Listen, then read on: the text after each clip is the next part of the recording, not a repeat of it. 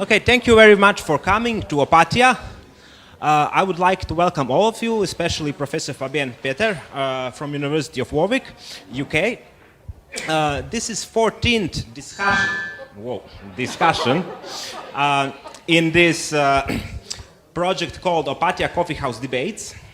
It's about combining into well-moderated deliberation local academic community, and not only local academic community, but academic community in general, and the local citizens and activists.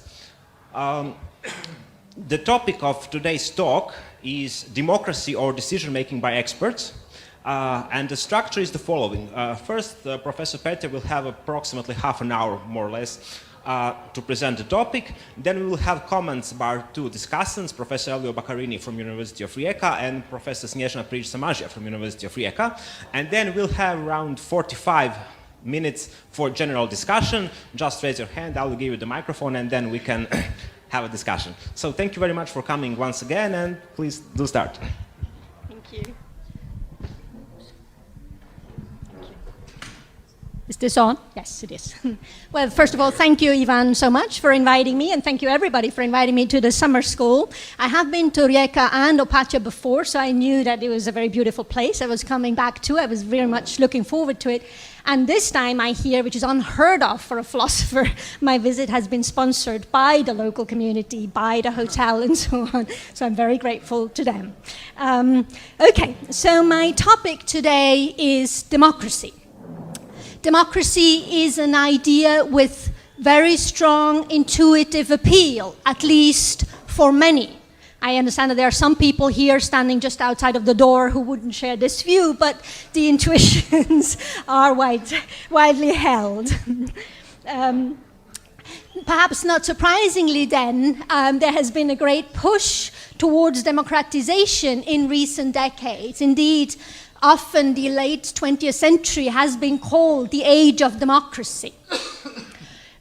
Sometimes people even refer to democracy as a human right, citing the Universal Declaration of Human Rights, which lists a human right to political participation, which many interpret as a human right to democracy.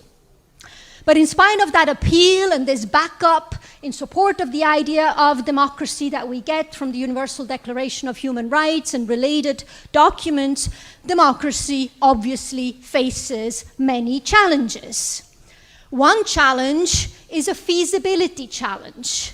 The issue is how can we reconcile decision-making at national level with the need to coordinate at a supranational level. In an age of increasing globalization, how is the idea of democratic decision-making in nation-states still feasible? And we don't even have to look towards a globalized world, we can just look towards the EU to see the problem, right? How much democratic control is it feasible to leave with the individual member states, and how much decision-making power should be passed on to the EU, how to reconcile the two. These are big challenges, often debated under the heading of the democratic deficit of the EU and vice versa, the loss of sovereignty in the member states. But this particular challenge, this question of how much sovereignty do democracies still have and should have today, is not the challenge I want to address. I want to address another challenge that strikes me as very important too. It's less a feasibility question as it is a question about the desirability of democracy. The challenge that I want to address gets to the heart of the question of whether democracy has actually that much appeal, or whether, at least in many circumstances, it's a bad idea. Okay. But before I get to this challenge that I want to address, I thought, because I'm not assuming that everyone's a political philosopher here, I'm going to say a little bit more about what I mean by democracy. Because there are quite a few different systems in place, all with the label democracy. So let me comment on that a bit more. At the very minimal level, democracy entails regular elections. Elections intended to select representatives or, of course, also to deselect them if you think they're not doing a good job. So regular elections typically in a democracy mean an equal right to vote, at least for a good number of the population. Perhaps there's an age limit, perhaps there are some other limits to universal suffrage, but there is an idea that everyone should have a right to vote in these regular elections. Sometimes, typically also associated with democracy, is an active right to political participation, not just a right to vote, but also a right to be elected, a right to stand and be elected as a representative. So that would be a minimal understanding of democracy. Regular elections with more or less universal suffrage. A slightly less minimal understanding of democracy includes referenda. As many of you will be aware, in the UK at the moment we're debating whether or not the UK should exit the EU. A referendum will take place later this month. So here the issue is not, do you want this representative or that in power for the next however many years? The issue is a substantive question. Do you want your country to continue to be a member of the EU or not? Okay, and everyone with a right to vote in the UK will be asked for their view on this issue. So these are two senses in which democracy is used: minimally regular elections, in addition, referenda.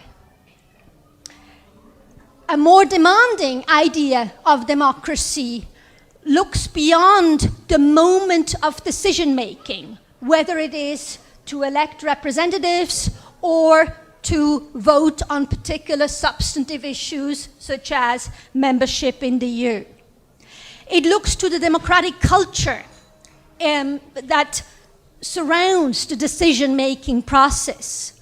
What we see in developed democracies isn't just the moment where an election takes place or a referendum where people run to the ballot boxes. What we typically see in democracies is a culture of debate, controversial debate, and discussion. These discussions, of course, can easily degenerate.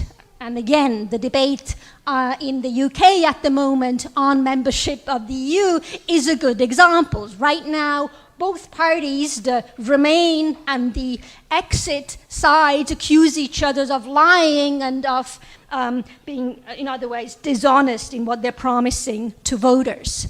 So for a democratic culture to function well, certain standards need to be observed.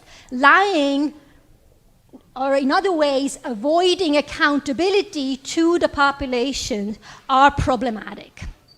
So in the literature, this idea of democracy, which looks beyond the moment of voting or electing or deciding on referenda, is called deliberative democracy. And I understand that in this country, whatever you might be saying about the formal mechanisms of decision-making, whether it's in elections or referenda, you have a strong political culture of democracy. There are debates, and indeed, there are debates taking place right here. So, to my mind, this is an essential feature of democracy, and for example, we can think of many countries where it is not realized, and I would cite the UK, the country where I live in, as a country that does not have well-developed deliberative institutions. But that is sort of as a side comment, just to sort of give you the flavor of what I'm talking about when I talk about democracy. What I'm going to say, and the challenge that I want to address, is not going to be a challenge that any particular conception of democracy faces. So the way I'm going to use the term democracy, I shall refer to any of a set of systems that are past to just a minimal level of merely regular elections, where there is an idea that citizens' view on how the country should be run, or whatever the unit is, are thought to matter. whether it is just through discussion or through regular referenda, if a democracy is more direct, I leave to the side. Okay, now to the challenge that I mentioned earlier, a challenge that affects the desirability of democracy, however exactly we understand it. And the challenge is this. The challenge is that democracies today face many very difficult decisions. Climate change, for example, is one. If we believe the scientific evidence we have, there is an immediate need for action, but of course the evidence that is presented to support that need for action is very complex. Another example is immigration. Okay. Very difficult questions have arisen in recent times in Europe about how to manage migration. Again, the challenge is, are average citizens in a position to adequately evaluate the evidence needed to make an informed and hopefully correct decision on these issues? And the challenge, or what the objection that critics of democracy raise on the basis of this challenge is, no, citizens are not able to make good decisions in these matters. Citizens are too ignorant, too uninformed, too biased, you name it. Okay? We should not give them that much decision-making powers on issues they're not able to evaluate properly. That's the challenge that I want to address. And again, we can think of the EU example that is debated in the UK at the moment. Do citizens really have the information, the expertise, the willingness to step back from self-interested outlooks to consider the good of the country that it takes to make the right decisions on EU membership? Okay. My own country, where I'm coming from, Switzerland, is of course known to have a lot of referenda, and there are a lot of good examples, or if you like, very bad examples, where it seems like citizens are out of their depth, right? Have made very bad decisions. Okay, so that's the challenge, right? The challenge is clear. Is democracy a good idea, or are many of the decisions democracies today face too complex that we should give decision-making power to citizens at large? And in my talk, I want to address 3 ways one might try to address this challenge and defend democracy. Okay, so I want to defend democracy against this challenge, but the question is how? And I'm going to discuss 3 different versions of a defense. The first is what I call a moral strategy. So one might say, okay, fine, take your point that perhaps citizens are not always very well informed, they might be biased towards their own interests, but those issues aside, there is an important moral value in deciding in a democratic way. Only democracy realizes some idea of equal freedom. If we give decision-making power to experts, we are giving them more power than we give ordinary citizens. That violates an idea of equal freedom in the sense of an equal power to co-determine the fate of the country or whatever the political unit is. So someone who has made an argument along those lines is Tom Cristiano. He thinks that democracy is the only political institution that secures that people are publicly seen as equals. Okay, and there is value in that. And no other institution, no other political institution can honor equality in the same ways, because other institutions will not affirm the importance of being publicly seen as an equal. There's of course the additional worry that if we did give power to experts, gave decision-making powers to experts, moved away from democracy, that experts, being only ordinary human beings themselves, would too just vote on the basis of what is in their interest. And of course, as we know, experts are very often from a certain social background, so what we end up is just privileging that background, that perspective on issues. That is, of course, absolutely right, and I wouldn't for a second thinking of questioning this objection to the argument that democracies are unsuitable to make complex decisions. It's just the challenge that I'm addressing is, suppose we do know, right, what the right decision is. What do we do then, right? So we leave to the side the additional issue of how do we find experts who will not simply abuse their decision-making power.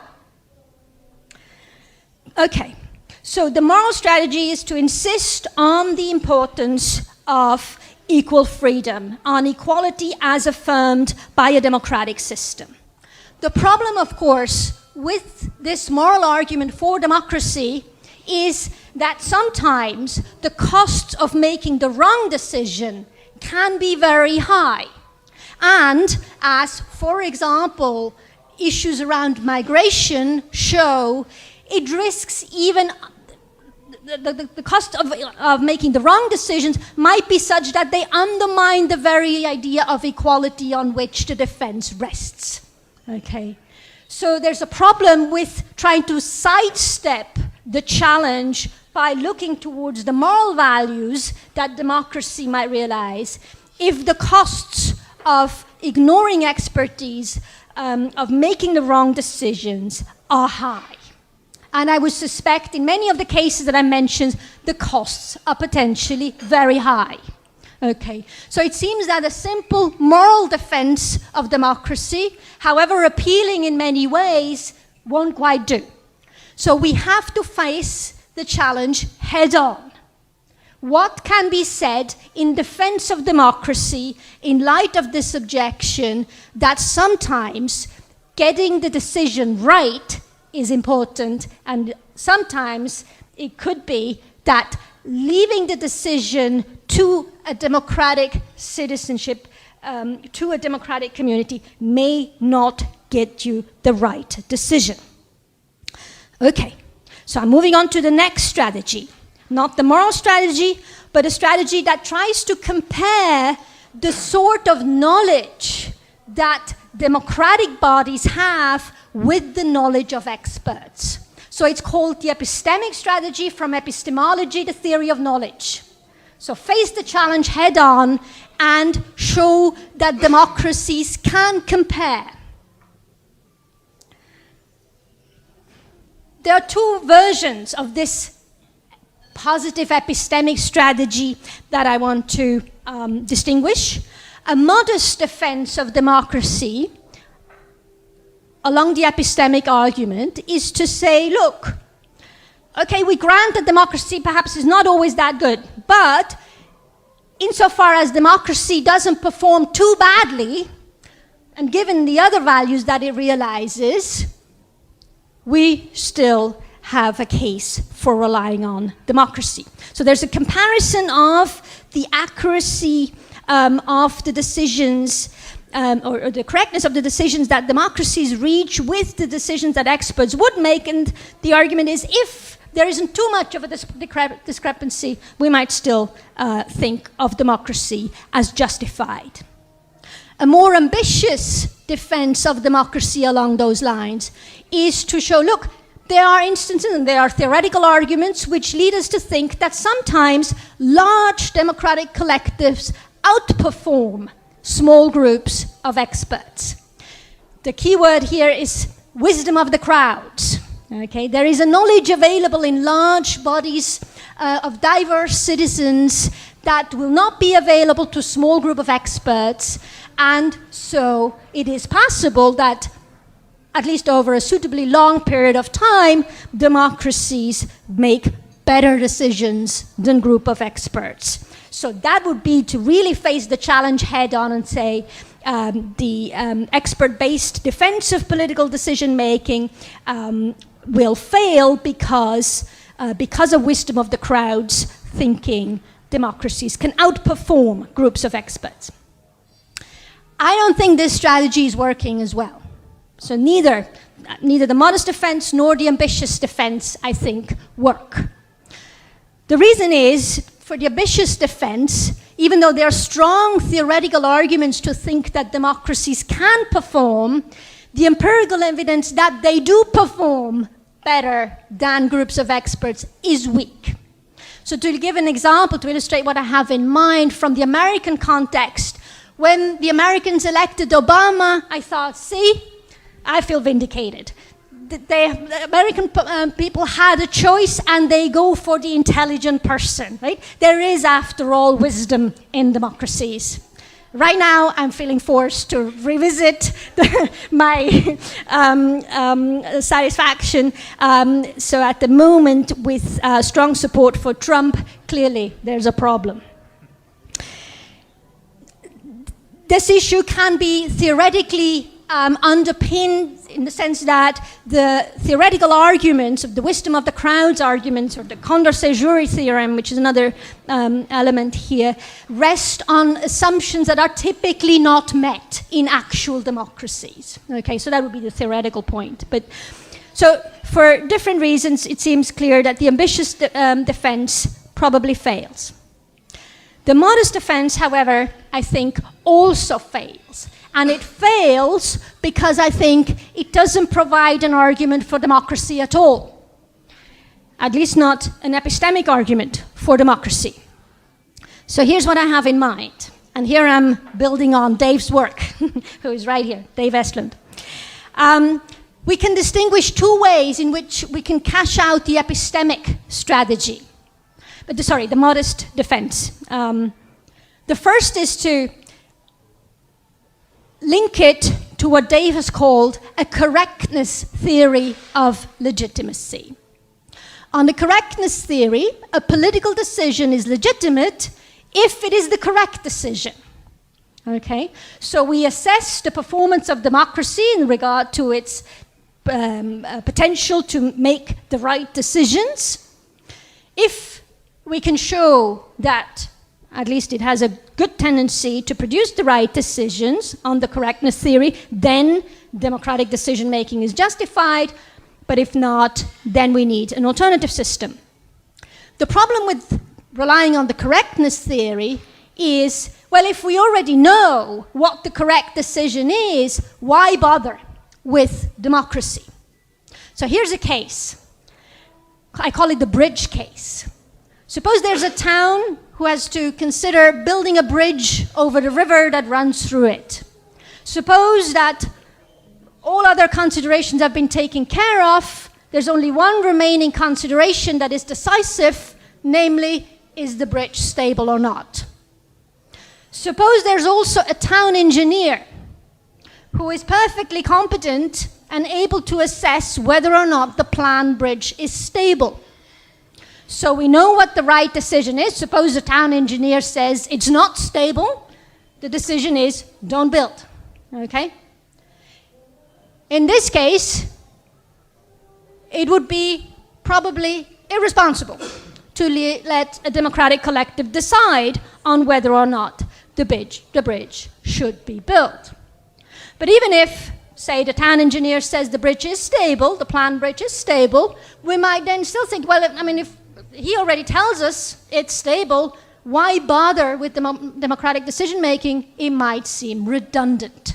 Or if we're defending democracy, if there's still reasons to vote on this issue, it's on other grounds, not because of democracy's potential to make the right decision, but because people will be more committed to the bridge, won't vandalize it, or what have you. So when we start with the correctness theory, I think we're facing a problem. We're not defending democracy, really. We're already presupposing that we know what the right decision is, and at best, we end up seeing democracy as redundant. Dave Estlund ingeniously proposed a different way of thinking about legitimacy in a democratic context, arguing that if we understand legitimacy as he understands it, there is a defense for democracy. And the way in which he changes the correctness theory, revises the correctness theory, is along what he calls proceduralist line.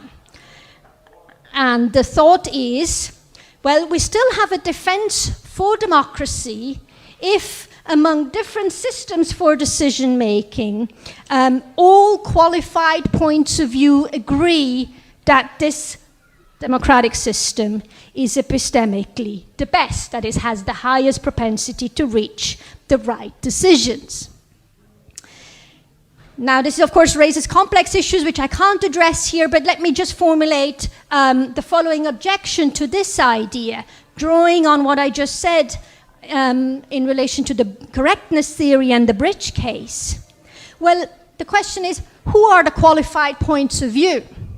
If the qualified points of view are those who know what the right decision is and can therefore assess the democratic procedure's potential to realize correct decisions, or those who are prepared to defer to those with knowledge, we run into an analogous problem as with the Prijić case. It seems like, well, if we already know, then democratic decision-making is at best redundant and at worst irresponsible.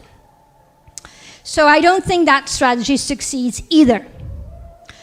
So that leaves the question, now what? For democracy, I've dismantled the moral strategy, I've dismantled an epistemic strategy. Does that mean democracy is doomed? I don't think so. But what I think is we should take a piecemeal approach. And the piecemeal approach follows up on the question, under what circumstances is decision-making in democratic fashion appropriate and when is it not? It seems to me when we're looking at cases like the Prijić case, we don't have a strong case for democracy. If there is epistemic authority, if there is someone who knows what the correct decision is, and we can turn to them for advice, we can rely on them on making the correct decision, then I don't think there is, at least not an epistemic case for democracy. There might still be other reasons to go for democracy, but clearly the case for democracy, seems to me, is weakened if the decisions are important. But what about cases when there is no expertise? It seems to me that cases like the Prijić case are not that common in political life. They do happen, they do occur, but I think the more common case in political life is one when there is no epistemic authority, no experts we can turn to make the decisions for us. And we can describe this sort of case in two ways. One possibility is when there is no fact of the matter at all. Think of a group of friends trying to decide where to have dinner. It'll probably just depend on what people feel like eating, okay? And the majority view is probably the one that gets realized. Assuming there's no fact of the matter about which restaurant is the best and warrants visiting that night. I think some political cases will be like that. There is no expertise because there's no fact of the matter. It's a choice of how to live without there being a correct decision. But then there are other cases, and I think these are the ones that we find in political life very frequently. These are the cases where even the experts are divided. So not like the Prijić case, cases are not like the Prijić case where there is a town engineer who has the expertise, who is trustworthy, has a track record of making the right decisions, and so on and so forth. But complex decisions where we find there's evidence on both sides of an issue. So to contrast the Prijić case, think of the minimum wage case. Big debates among economists and other social scientists about what minimum wage policies achieve, whether they just lead to more unemployment or whether they are neutral with regard to unemployment and have other beneficial effects, deep divides in the expert communities. Other examples, I think, are easy to think of in political life. And the problem with these disagreements is when the disagreement isn't just because someone hasn't considered the evidence or has been too lazy to draw the correct conclusions from the evidence presented, but when two groups of equally skilled, well-willing people consider the evidence and come to opposing conclusions, there are good epistemic reasons for both sides to reduce confidence in the view that they formed on the basis of the evidence. That means their epistemic authority, their right to make claims about what we should believe, given the evidence, is diminished. And so we have a case where, even though there is a fact of the matter, there still is no expert or group of experts we could turn to with epistemic authority. And it seems to me that in those cases, there's a very strong case for democratic decision-making, namely to open up. If there is no one we can turn to, well, then whoever is affected should have a say. Thank you very much.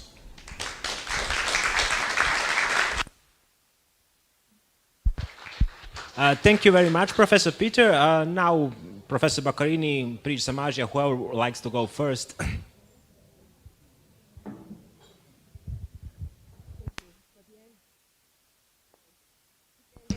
No. Oh, yeah. Thank you, Fabienne. It's always a pleasure listen to you, your clarity, you are so precise. Yeah.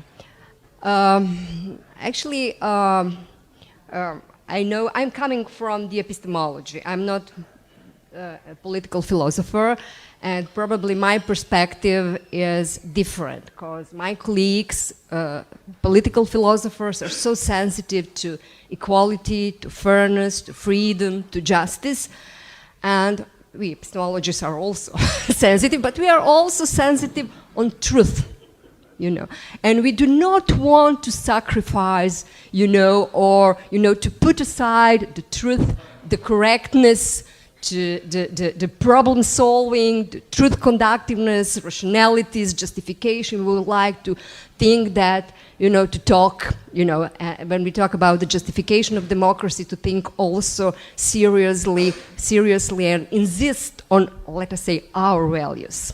So I'm not, I also would like to defend the democracy. But I really, and tomorrow actually I have a paper on Fabienne's paper, Fabienne's article, a recent article. But now I have actually, I would like actually to put some question of clarification from, let us say, my epistemologist perspective. The second, my second comment is actually comment concerning what make the epistemic value of democratic decisions. And finally, I would like to consult you or to ask you as an expert to classify me one very specific and for us very important situation in Croatia, whether it is a situation in which we have experts or not, you know. So, I don't know, it's okay. My first question is actually a question of clarification, you know. So you said that actually we have two kinds of situations, you know, in which we need to make some political decisions. The first is one, political decisions, not bridge cases, but it seems to me, you know, correct me if I'm wrong, you know, that the situations in which there are expertise or there are correct solutions or where there are experts, you know, who knows the correct answers or can attain a correct answers. And there are other situations in which there are no experts or adequate expertise, you know. So my question of clarification, actually, I have actually one statement and then the question of clarification. It seems to me that you think, I'm not sure that I'm right, the situation in which actually experts are involved as experts cannot be democratic decision-making. as experts, not as citizens, but as experts. So you actually think that there is the experts decision-making processes and the democratic decision-making processes, and there are different processes. I'm just wondering about the relation between these two kinds of decision-making processes. It seems to me that you, and I'm also referring to political decision-making, not the bridge case or something like that. So I'm just wondering about, let us say, hierarchical relation. You can say, okay, this is a different kind of, deliberation, thinking about that, evidence, reasons, something like that. But it seems to me that you would like to say, okay, when we have the expertise, when we have the facts, when we have, the evidences, we have the expert decision making. So it seems to me that at some point that you would like to say, okay, this is the desirable situation. We would like to have the correct decisions everywhere, but unfortunately, we have the situation in which we cannot attain these correct decisions, so the democracy is a kind of second best. Yeah. Okay, so because the opposite position would be that say no, you have the limitations of expert decision making because the experts can come into disagreement, so democracy is actually better or hierarchically better than the experts decision making because they can solve situation in which actually the experts cannot solve the problems. So I'm not sure about what do you think. This is my first question. My second question is actually that probably does not refer exactly, but you mentioned that on your talk here, but generally it seems to me that I'm just wondering what makes democratic decision making epistemically valuable, epistemically valuable. Because it seems to me that democracy has many values, but it's political values. Could have fairness, mutual accountability, or etc., etc. But it is political values, and we can make the difference between the decisions. There is a more fair decision-making process and not.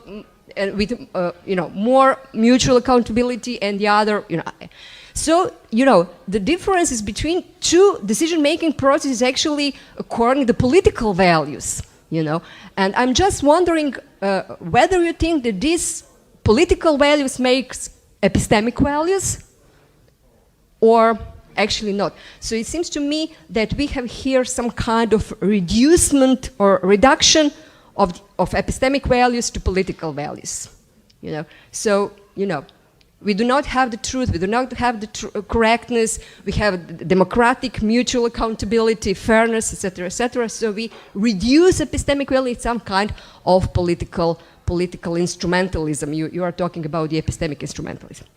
And my final and the most concrete questions, I'm really interested in your answers. We are now in Croatia in very intense debate about the curricular reform for the pre-tertiary education, the primary and secondary education. And a group of experts, and all we agree that they are experts, pedagogy, psychologists, sociologists, etc., etc., proposed some documents, So they put, these documents in the public debate. So many people actually support these experts, let us say, decisions, but there are some conservative groups who think that this proposal is too liberal, sexual education, civic education, etc., etc. So in this case, we have experts, but and there are expertises about the issue. But we have the two groups of people, let us say, more conservative and more liberal, who fight about this. Would you like to leave, this decision to the experts, or would you like to think that it could be some democratic? So there is not the disagreement between experts. There is very strong stances about the experts, but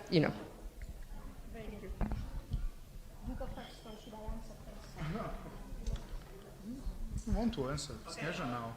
Proceed however you like. So you can answer now. You can give the microphone to Professor Baccarini. Okay, so I'll reply. Yeah, well, proceed. Questions are fresh in people's minds. Well, thank you, Snježana. They're really great questions. If I may, I'm going to answer the first and the third together. So the first question, if you remember, is a question about whether I have too stark an opposition between decision-making in a democratic way and decision-making by experts, whether we shouldn't think of experts as being involved in the democratic process. And that's, of course, absolutely right. The reason is that in most cases, most cases are unlike the Prijić case, in the sense that experts' knowledge will be very partial.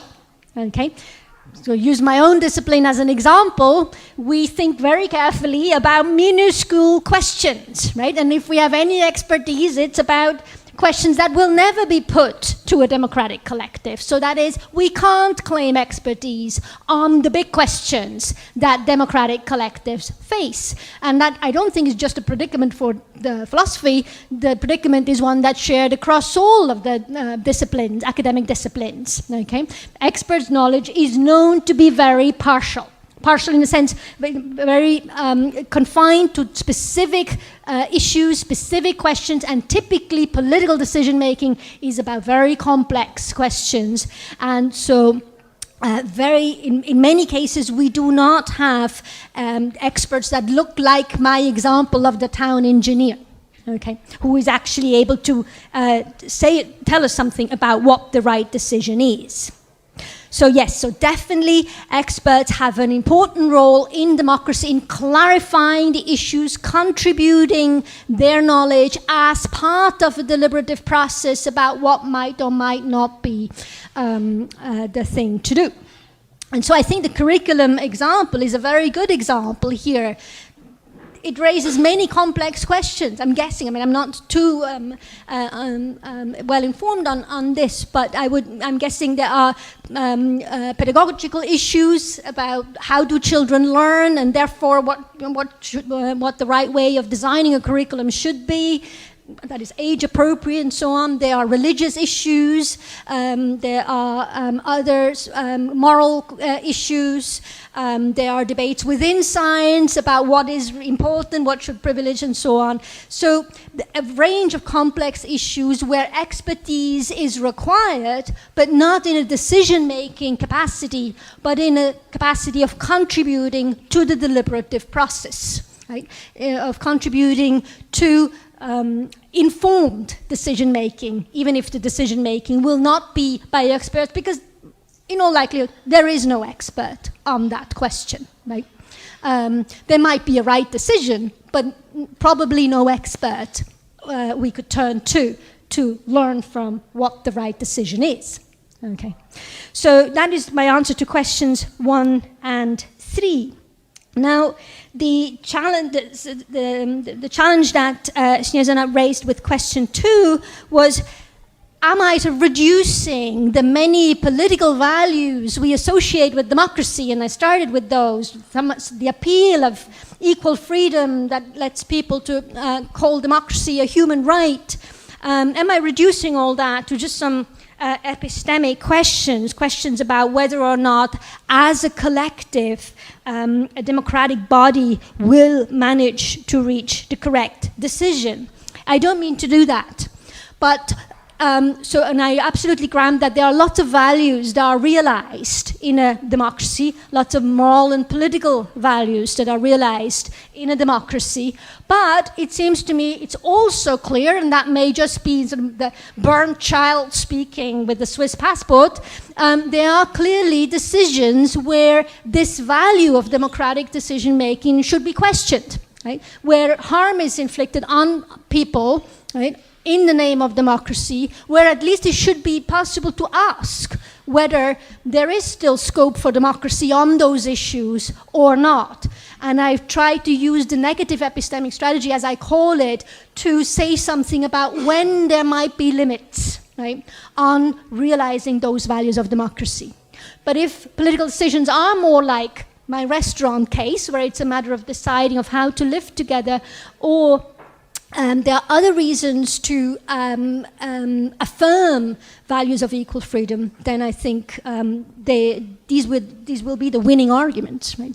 Okay, thanks. Oops, excuse me. So, thank you very much. First, I would like to start with a small autobiographical note to say that I firstly was inspired to think about democracy by reading John Stuart Mill. And I would say the same as I read in a great British philosopher, Brian Barry, who writes that we don't change very much in our lives. And Brian Barry writes, and I was lucky because I started with John Stuart Mill. And I would say the same, I was lucky because the first books given to me by my political philosophy teacher was On Liberty of Mill. Then the second one was the Considerations on Representative Government. But then he told me, and read the pages on socialism. And in fact, this is still very inspiring and the basis of my political thinking. So the same as Mill, I look at democracy as a qualified Democrat. Mill was a qualified everything. So he was a qualified socialist, a qualified liberal, and a qualified Democrat. And the basic idea is that democracy is the best order that we can have, provided we have the conditions that can make it the best order. So here again we see something that is revitalized in contemporary thinking by our guest, Dave, because it seems to me that here Mill has something like the best theory and then the concessive theory, saying, but if you don't have these conditions, then don't try to apply what's good for good conditions. Do what's good for your conditions. And basically this is what Mill says and has still a strong influence in me. And the basic condition for Mill for democracy functioning well is the virtue in the people. And Mill spends very beautiful words saying, okay, if you have a nation which doesn't cooperate with the law, if you have a nation where people are not interested in the common good but only in their sinister interests, as John Stuart Mill wrote, then you can have a very good functioning democracy. And I think this is true, and we see this in contemporary world and actual conditions as well.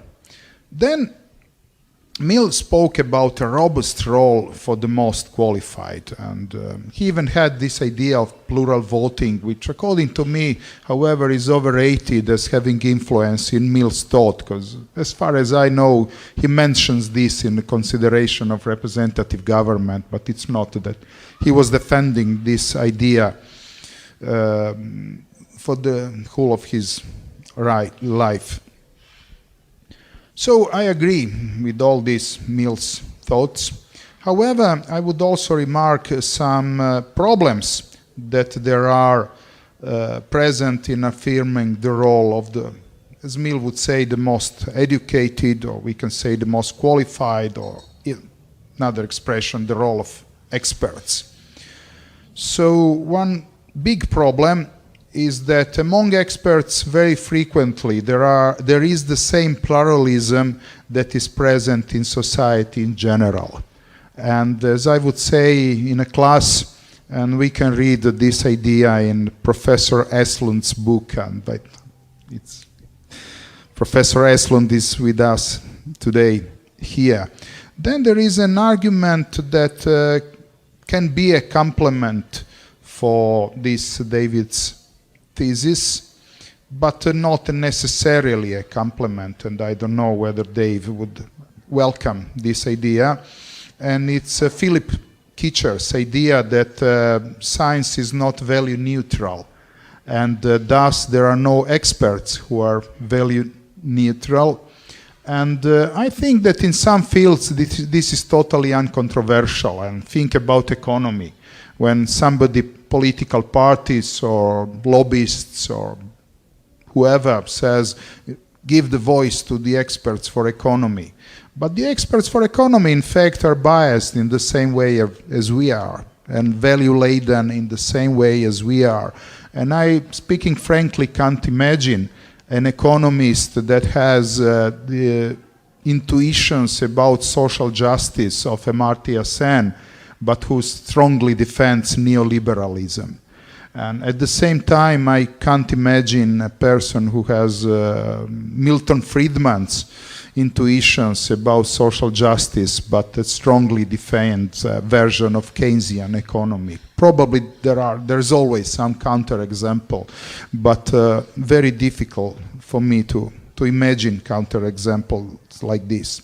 Then I would borrow another idea from Philip Kitcher, is his idea of imperialism of expertise. What's imperialism of expertise?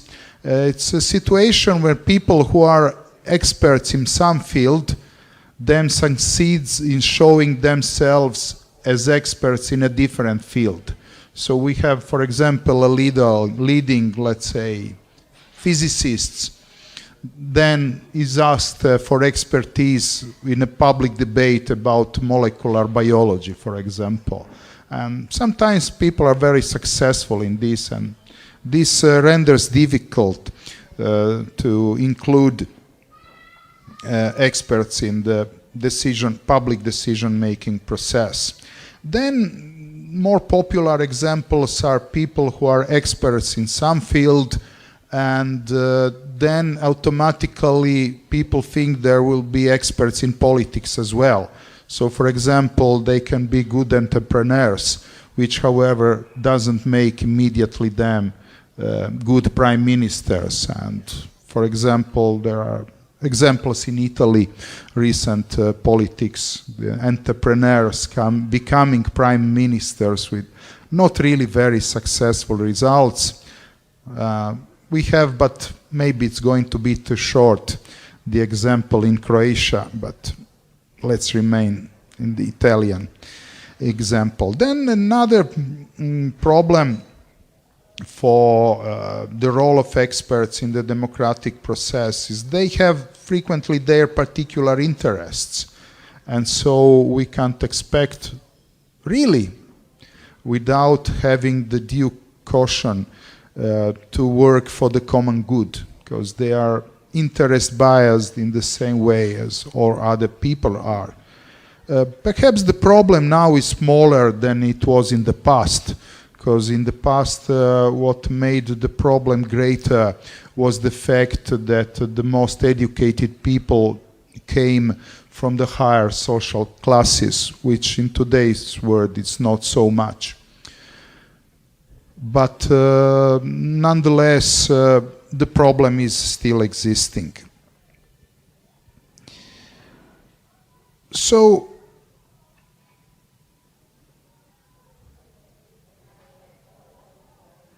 what's a possible solution for a good functioning of democracy in contemporary world?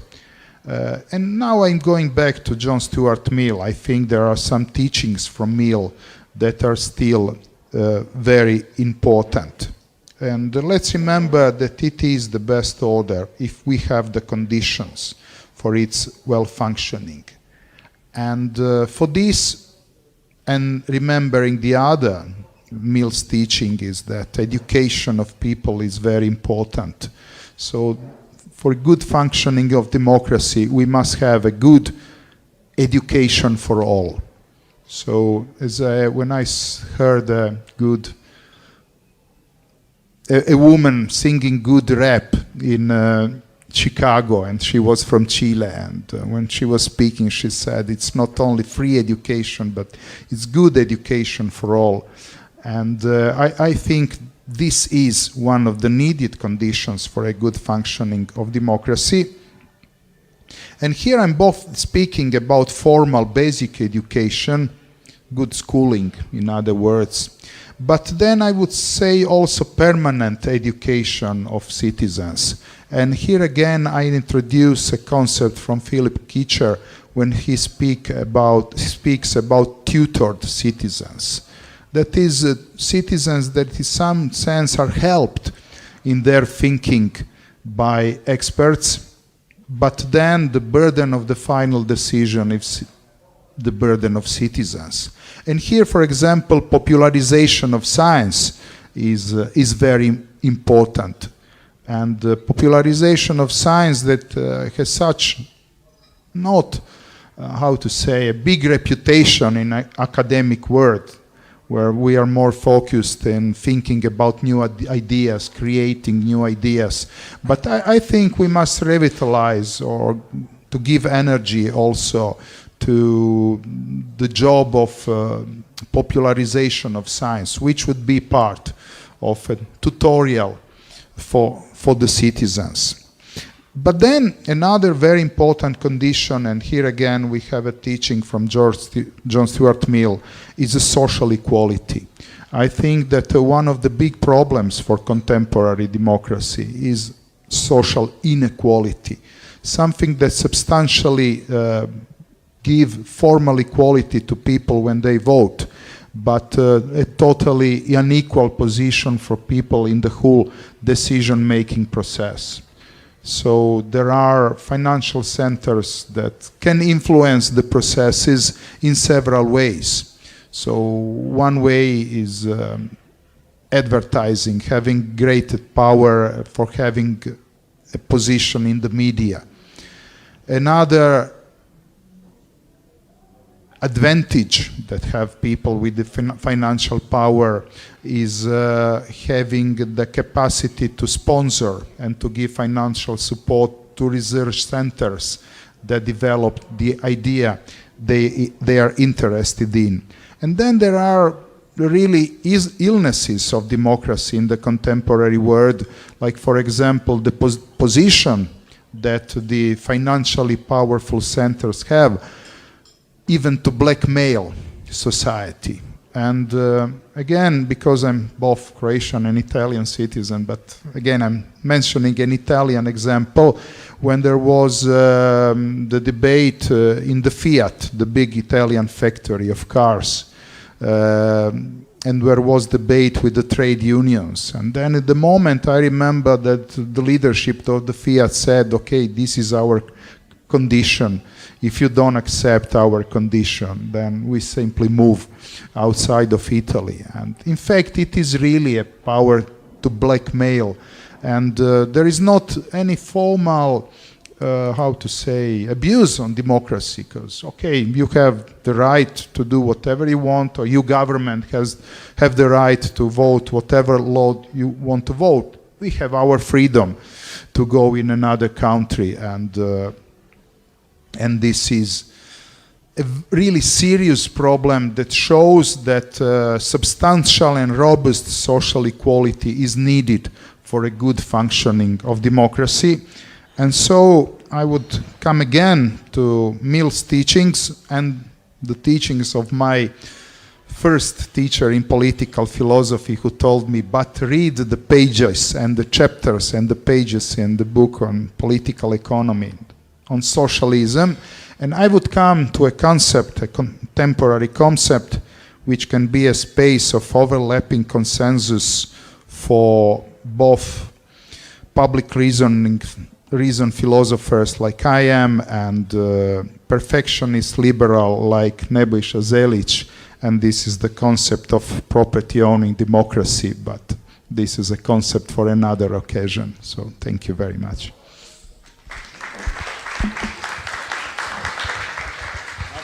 If you have any comment, you can comment now, but you don't have to comment if you don't. If you say You're okay. worried that I'll go on for too long. I have lots of points. But let me perhaps just limit myself to a couple out of my long list here. You mentioned early on in your comment, referring to John Stuart Mill, the second best idea. And I think that's really something that's underexplored in moral and political philosophy. Economists have this concept of second best theory. The second best theory is that if the ideal is not obtainable, don't try to realize it piecemeal. You have to aim for something else altogether. And I think there's wisdom in that, which has been insufficiently explored in moral and political philosophy.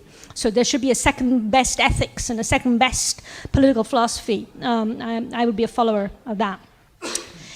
You mentioned Philip Kitcher quite a lot. Now, I should add that Kitcher, of course, is a skeptic of expert power, but also an optimist about democracy.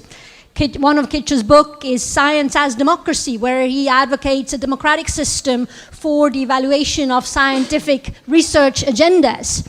I personally think that is maybe overly optimistic about the power of democracy. And to give an example, perhaps, I'm not sure how good an example it is, but where the experts were probably unified was when it came to the currency union, to the creation of the euro. I was an economist, a student of economics at the time, and from what I recall, there wasn't a single economist who thought that the euro, for the countries that were involved, was, economically speaking, a good idea. There was no economic case at the time for the euro. It was a political case. And so that might well still be a good reason for having the euro, but at least, however divided the economists were about whatever else, they were unified in their view that there was no economic rationale for introducing the euro. So sometimes I think experts even can agree across whatever other divisions that they have. Let me pick out one final comment of the many that I have here. The Croatia example. And of course we see it in other cases. We see it in the US at the moment, and we saw it in Italy, where businessmen are taken, and they're usually men, are taken as experts. But of course, it's not clear at all that a country can be run like a business in a marketplace. There are all sorts of reasons to think that there are serious disanalogies between running a business and running a country. Markets can be exited and entered freely, including on a global level, and so on. Businesses can fail without the capital going to pieces, and so on. So there are all sorts of reasons why thinking that whatever expertise someone might have running a business is not the sort of thing that will qualify them to run a country. Okay, I'll stop here. Thanks. Thank you very much, and now we can open the discussion. We have like half an hour, 40 minutes. I see 2 hands. Okay. Here it is. Okay. Hi, I'm Victor from the organization panel.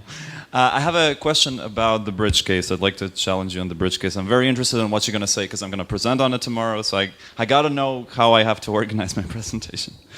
So you're saying in the bridge case that the bridge engineer can tell us what the right decision is, but I think that there might be a different reading to it, that he cannot really tell us what the right decision is. I think that there is an assumption about the guidelines as to what can happen in 2 particular cases, right? So if the bridge is stable, then we build the bridge. If the bridge isn't stable, we don't. But I guess these guidelines can be predetermined by a democratic process. And the only thing that the expert can decide on is matters of fact and not matters of democratic direction. I'm interested to what you think about this relationship between facts and values, and whether experts are only limited to expertise in fact. Oh, yes, of course. Now you answer, and then we have another one. Yep, yeah, that's better. Yeah, great question. The bridge case, as I described it, is of course highly artificial, and what you've just described is just one reason, or one aspect in which it's highly artificial. It bracketed the question of how do we get to that situation where only that factual issue, namely the stability of the bridge, is relevant, right? There could have been all sorts of debates about whether or not to have a bridge or conserve the old bridge that's already there, or who knows what, right? That may not that surpass the sort of expertise that the town engineer will have, right? So where we could not rely on the town engineer to make that decision. That's of course absolutely right. But I think we can still think of political decisions, however complex, as crucially involving some facts, and therefore where at least it's possible that A, there is a right or wrong decision, and B, someone or a group of people has expertise on that, right? And if it's a decision of some significance, right, which potentially, where reaching the wrong decisions imposes costs on many people, harms many people, right? So in those cases, the sort of analogy would hold, and the argument I make in the Prijić case would translate to these more complex decisions. But I absolutely I am with you when we say that cases like the Prijić case are rare, right? Because precisely, as Snježana also emphasized, very often political decisions are complex, and for that reason there may not be a uniquely right decision, and even if there is, no one with the sort of expertise, precisely because experts are often experts only in very simplified, on very simple questions, right? So I don't know whether that's enough, but I mean, okay, so one more comment on that, the agenda setting, right? So your part of your comment or your question related to the agenda setting stage. And so it seems to me experts will have a role in much agenda setting, if not in a decision-making power, but at least in a sort of informing capacity, right? In narrowing down what the options are, right? There is a big role for experts, even if they can't decide on what the right decision is, and even if they shouldn't be allowed to decide. Yeah. I'd like to ask the panel a couple of questions. Personally, I'm of the view that democracy is highly overrated, and I prefer the definition where democracy is a tyranny of majority of a minority. One example I'd like to panel to address is the 1933 vote in Germany, where the majority ruled for Nazism. The other example I'd like the panel to address is the decision to drop the A-bomb on Nagasaki and Hiroshima, where the experts were against, as I recall it. Thank you. Good. Well, in a way, this is just water on my mills, right? Not on my John Stewart mill. So I agree that there is that problem, right, of a tyranny of majority. And the example you're given, the first example with Nazi Germany, is obviously a very good example of this problem. I have been speaking about facts in a sort of ordinary sense, where the idea is that there will be some scientists or representatives of other academic disciplines with expertise. But we can extend the argument and think of moral facts.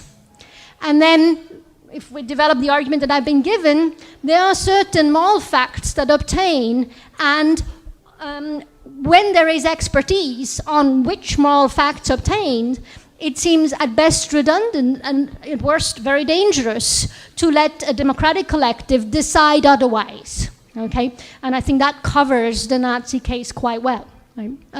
So I would be with you on that, but I would still say that even though in such cases we should be aware of the limitations of democracy, that doesn't mean that there aren't other cases where there is a rationale for democracy. Thank you. The other question on the A-bomb? Yes, so I suppose the question on the A-bomb is, well, I was sort of thinking of it along the lines that, too, there probably are moral facts here that restrict the decision, right, beyond political considerations about how to continue the war or not. So I would say that probably there, too, moral constraints apply. I'm not sure it's an example of a democratic decision, right? It wasn't a democratic decision. It was taken by the experts. There is then the question of whether they had the right to decide and whether they had the right to decide as they did, right? Which the answer is probably negative. Yeah, thanks. Hello. Thank you very much for the talk. I have the following question. So, at the end of the talk, you mentioned that in the situation where the question is such that there are experts and there is an expert opinion, but let's say that few of them cannot agree, then there is a good reason to opt for the democratic decision-making procedure. And so the step between these two situations was exactly not very clear to me, because if we, the way to think about it, as I understand, if I understand correctly, is that so we need to think about the value of epistemic value of the expert's decision and the value of democratic procedure, and the values would be different. One would have an epistemic value, another one, as you yourself mentioned, would be the value of democratic procedure would be in realization of equal freedom, of people's equal freedom. And if you think about what is at stake at the decision, right? You yourself mentioned that sometimes, as a result, a lot of harm can be caused. And then how can we actually commiserate the value of the decision made by experts and the value of the democratic decision making, and whether if we think about the epistemic value of democratic decision making, if we believe that actually there is not much value, that they will make it right, then do we really have a good reason to just opt for democratic decision making in the situation when experts cannot agree on the situation? Good, thanks very much. Indeed, I had to rush over that step of the argument, so you're quite right to draw this to light. So what is the argument for democracy, for democratic decision-making in a case where the experts disagree exactly supposed to be? And my thought is this. So suppose you have experts, they are very well qualified, but they disagree in such a way that rationally we say their epistemic authority is undermined. So it is such that there is no one who is in a position to tell us what the right decision is. That means, by default, we are back in certain circumstances of equality. Okay, there is no one who will be an authority in this epistemic sense who could tell us what the right decision is. So we fall back on a situation of equality. We're all equal. We all equally don't know. Right? So that's the thought. That's the fallback argument, the negative argument for democracy. But as you as you went on, you talked about trade-offs, right? And for any piecemeal approach like the one I'm advocating, that's a tricky issue. Right? So how do you trade off the other values that democracy embodies, the equal freedom, with the epistemic values? Yeah, I don't have a good answer to that, but you're quite right that this is an important issue.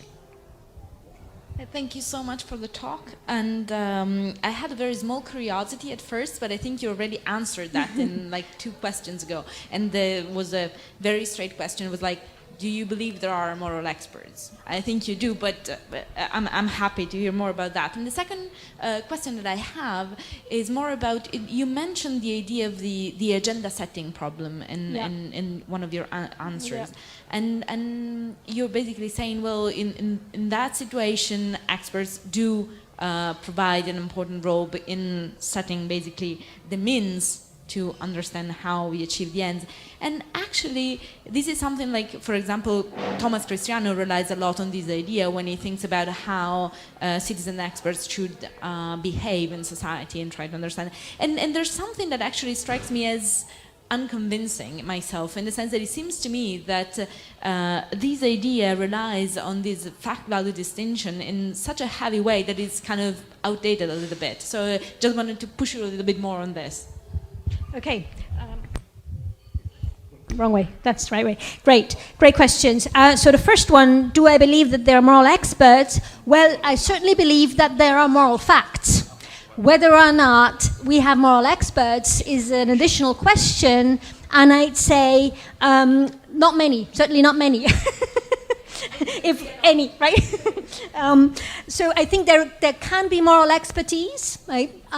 Whether there are robust experts we could rely on in decision making, I doubt it, right? So there would probably be a presumption for equality there in this way, but that doesn't rule out that there are moral facts, there is moral knowledge to be had, and so that there is at least a potential for some decisions to accept that there's a constraint on democratic decision making on moral grounds, right?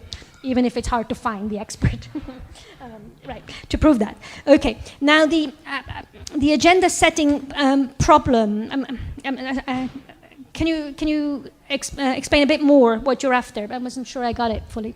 The second question. Yes, just I thought that when you mentioned the agenda setting thing, you were kind of using this idea of distinguishing between means and ends as Cristiano does, but I mean you were very quick on this, so it's just a question of clarification. Right. Because it seems to me that it could be quite tricky now to I do got that. it. Yes, okay. So the thought is this. It has sometimes been proposed that we should think of the relationship between experts and citizens as the experts tell us what's on the menu, so to speak, and then the citizens can choose on the basis of their values. And I think you rightly say that idea of giving experts agenda-setting power in deciding what the menu should be rests on a strange fact-value dichotomy, this strange opposition, as if we could tease out what's fact of the matter and what's values.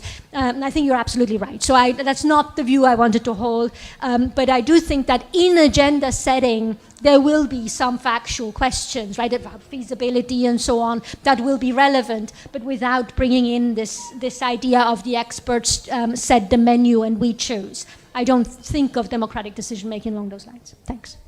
Okay, actually my question is kind of a follow-up of Julia's question, because you just say that if the experts just disagree what the right decision is, then it is okay to fall to the democratic decision, because at that situations, the democratic citizens are not really in an equal place as the expert to decide on the question. But it seems. But can you explain more why this is the case? Because, for example, a group of physicists who have a controversy whether they really discover a new particle, then if they do not have a very decisive argument to for or against this discovery, then they will suspend the decision. They will not democratically vote what is the right decision.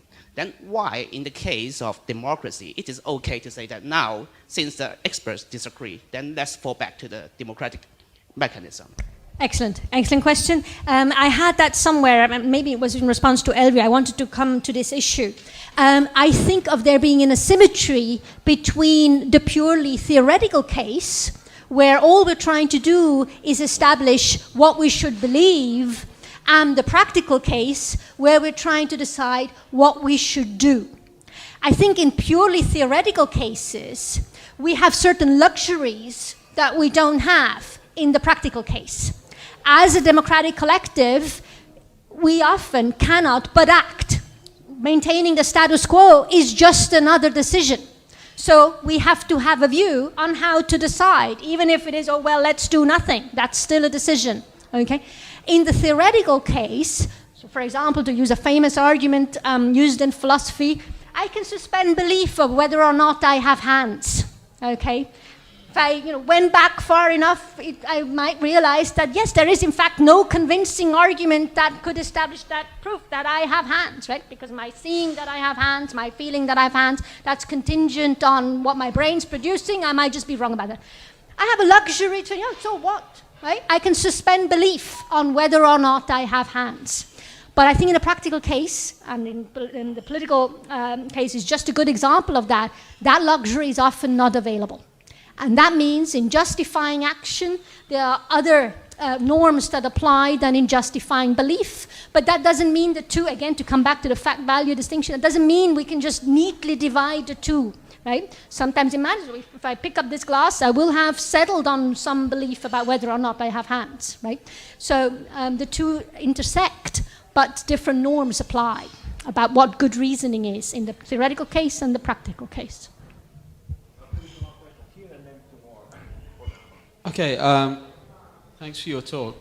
So it seems like you're putting kind of the epistemic values, you're giving them kind of absolute priority, like lexical priority over political values. So if there is a fact of the matter of the best decision, we've got some experts that can do that, then that's always what we should go to, and democracy only kicks in when we don't have that at all.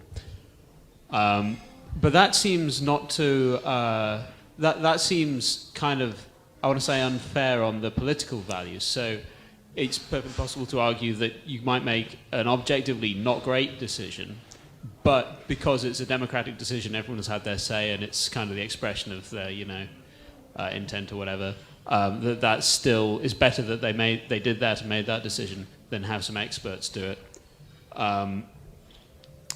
Relatedly, on some questions is often not clear, or it's contested whether there are experts or whether the experts do disagree. And the context in which these decisions is made, in the heat of a decision, it's often unclear what the situation is, and only in hindsight can we see, oh, actually, such and such was the right decision.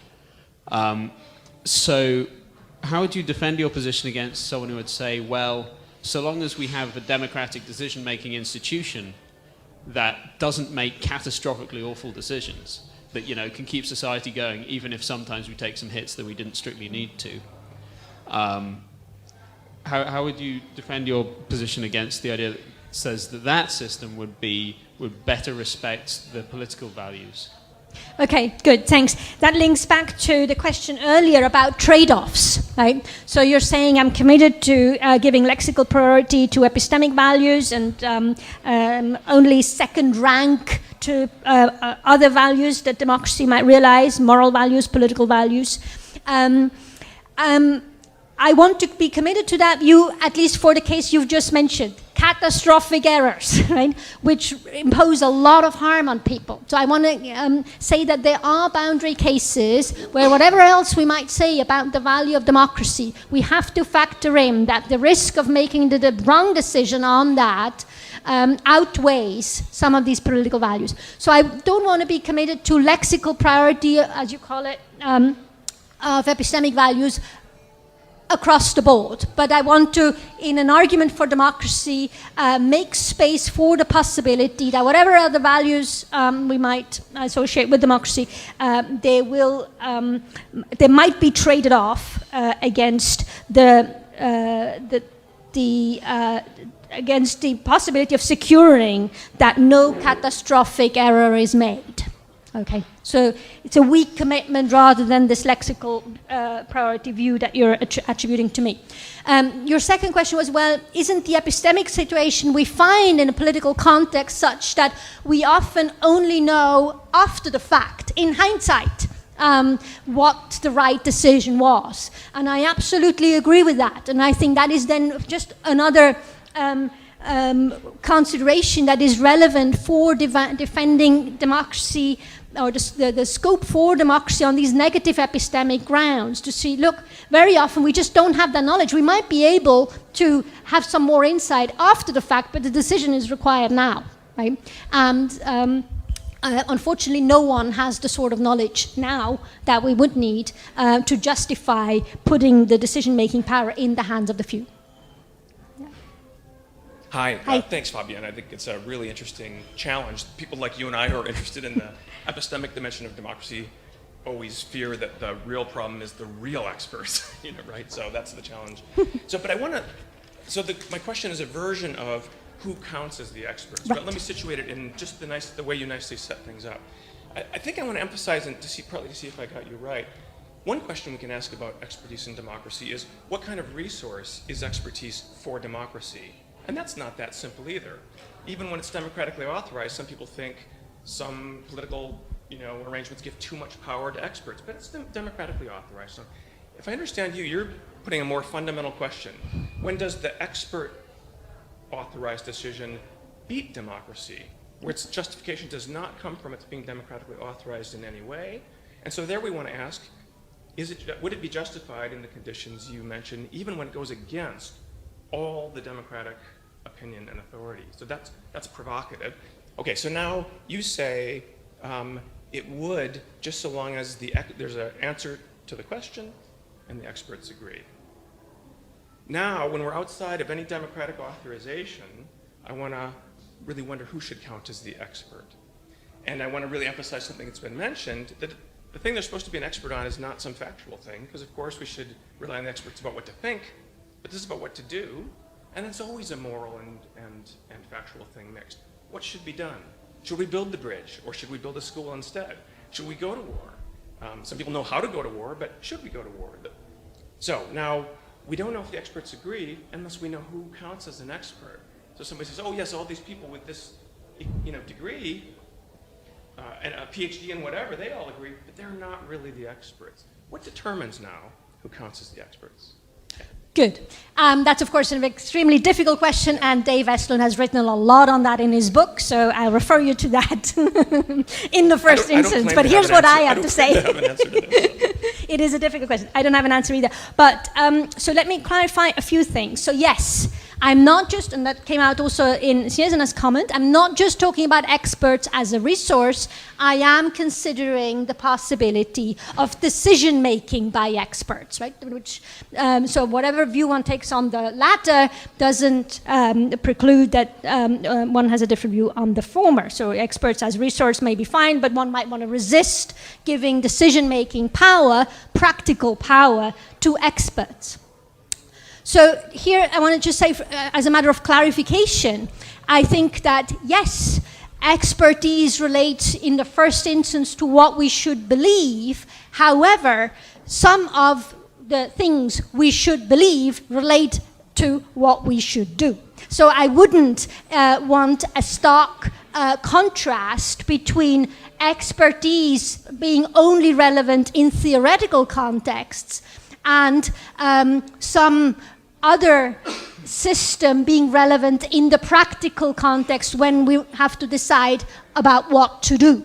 Okay, so I do think a lot of practical questions about what we should do, have a right answer, and therefore, at least potentially, there might be expertise. Okay, so there are facts of the matter, I think, about right decisions. Often there are none, like the restaurant case. Okay, many cases are like the restaurant case, where it's just about finding out, well, what you want, right? What you fancy tonight. Okay, I'm getting hungry, as you might have guessed. But I don't think that's the paradigm case for practical decision making, and I don't think that on moral grounds. I think sometimes there's a moral fact of the matter that is decisive on what the right decision is, and often there are also ordinary facts that are relevant for the decision, feasibility questions, for example. So that's a first point of clarification.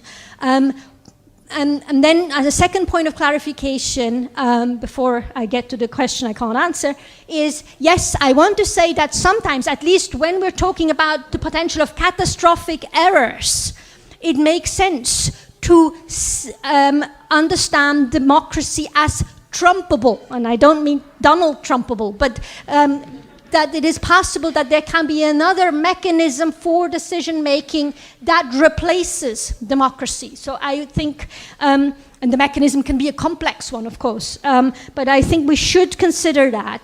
Democracy, however appealing, may sometimes be out of its place. How do we decide who the experts are? So when is there actually someone we could trust with decision-making power? I don't have an answer to the question except in terms of how would we go about thinking about that. It would be a second-order question, right? It's not just who knows, but how do we know who knows, right? And what I'm hoping is that but I suppose what's in the background of my mind, that there are at least some questions which raise the potential of catastrophic error such that the problem isn't that hard, okay? Even if it's hard in most cases, it might not be always equally hard. Okay, actually, I have a very similar question, or it seems to me that it's similar to Dave's. He asked, who are the experts? My question is about what we are talking when we are talking about the rule of experts in a democratic decision making. Because it seems to me, let us assume that we have expertists on the other side, the people who strongly defend the role of experts in democratic decision making. What actually, our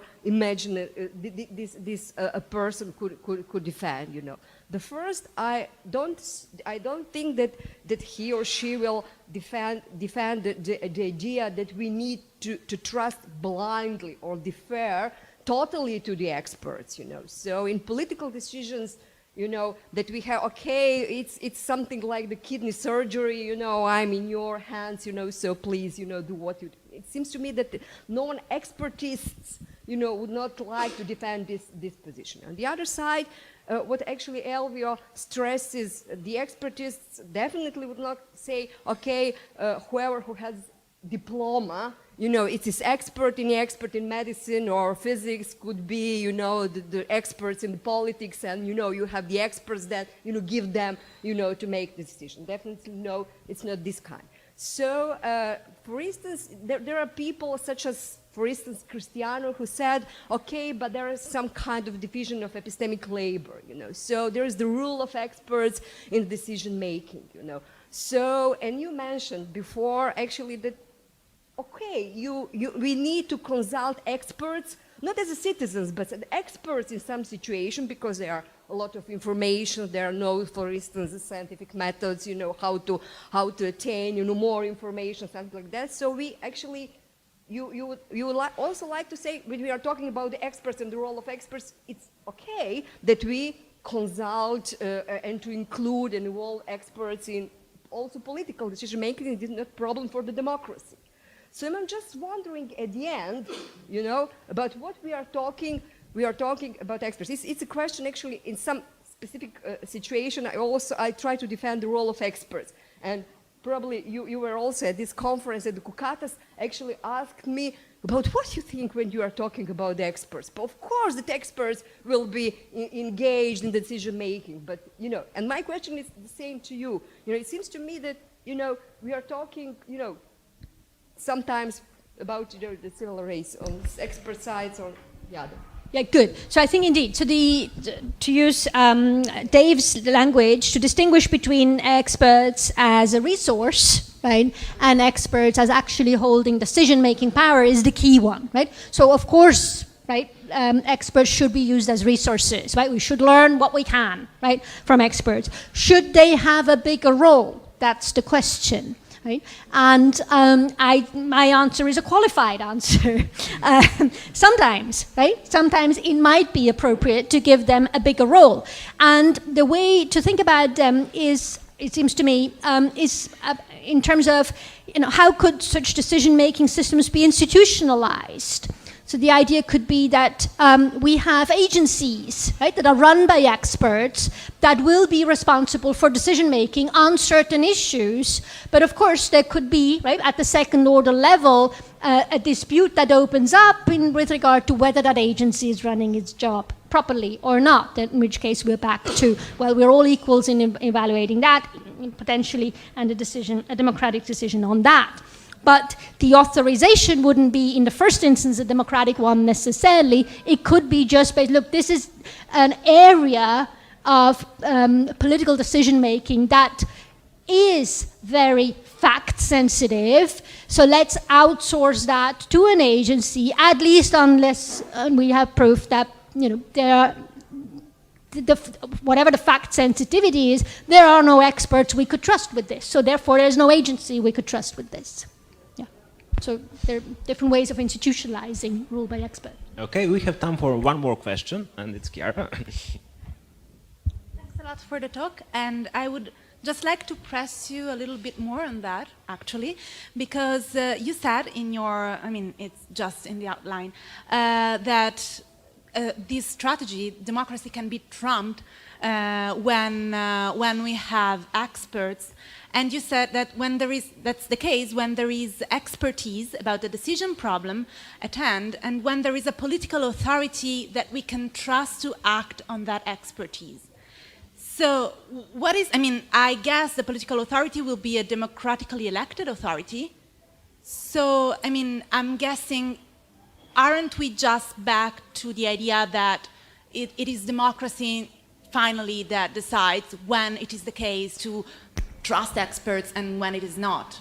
Good. Justice. If there would be if what we're talking about are democratically elected agency or authorized agency somehow down the line, Dave has written on that as well as many other topics, then we would just be back to an old-fashioned democratic argument. But that's not the thought. The thought is that we could start with the expertise, which might be revocable if it's obvious that the expertise has run out, right?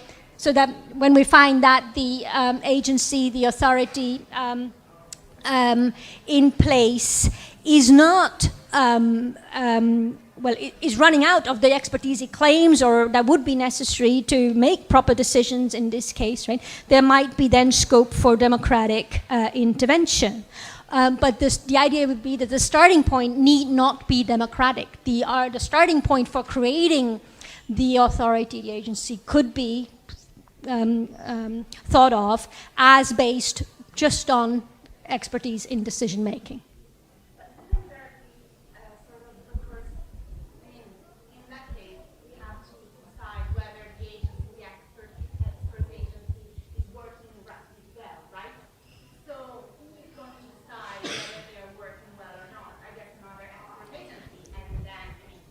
Good, good.